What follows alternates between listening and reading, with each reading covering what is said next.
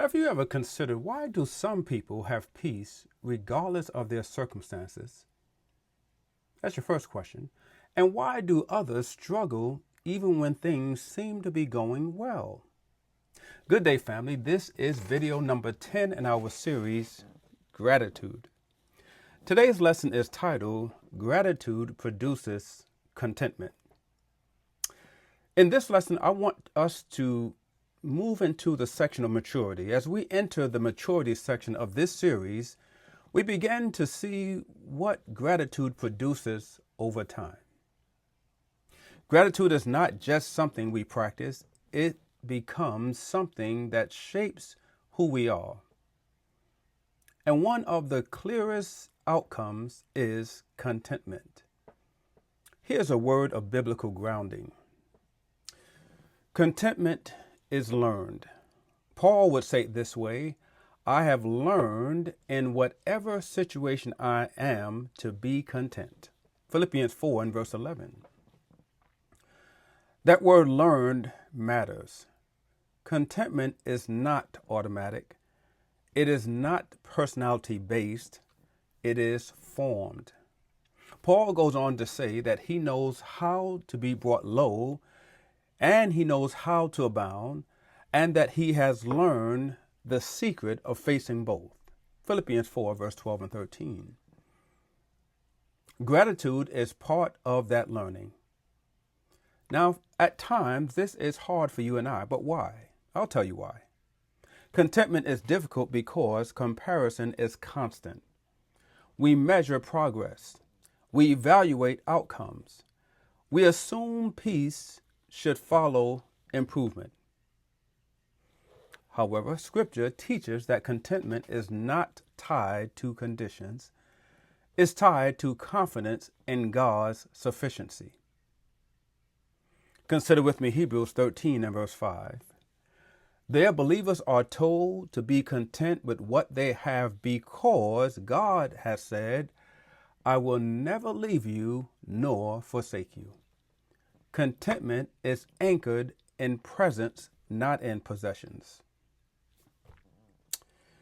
Here is your core truth for today's lesson. Gratitude produces contentment by anchoring in God's sufficiency rather than changing circumstances. Contentment flows from recognition, not from control. Let's consider gratitude and peace without complacency. Contentment does not mean inactivity. Paul continued to labor, to teach, and endure, but he did so without striving for peace. Gratitude allows you to pursue faithfulness without being driven by dissatisfaction. There is a difference. Psalms 23 captures this posture. The Lord is my shepherd, I shall not want. Psalms 23 and verse 1. That speaks of contentment, and that is contentment not because nothing is needed, but because God is sufficient. Here's a word of enduring framing. Contentment strengthens endurance. When gratitude is present, the heart becomes less reactive and more stable.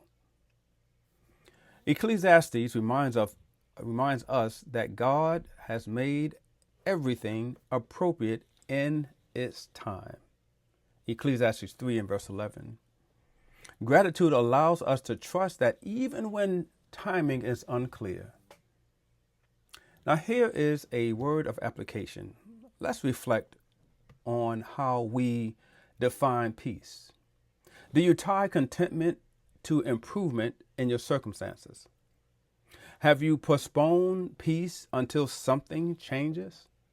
Are you allowing gratitude to shape how you experience what is already present? Contentment is not passive. It is grounded trust. Knowing that, I decided to write a book, and this is something I have had to learn over time myself about the subject of contentment. And because contentment doesn't naturally come, it's one of these areas where discipline is required. Discipline, reflection, and returning to truth consistently. And that makes all the difference. In closing, I want you and I to consider in the next lesson, we'll explore how gratitude leads to joy and why joy is a result of gratitude, not the starting point. And this is what it means to be formed to fight. Thank you so much for spending time with me.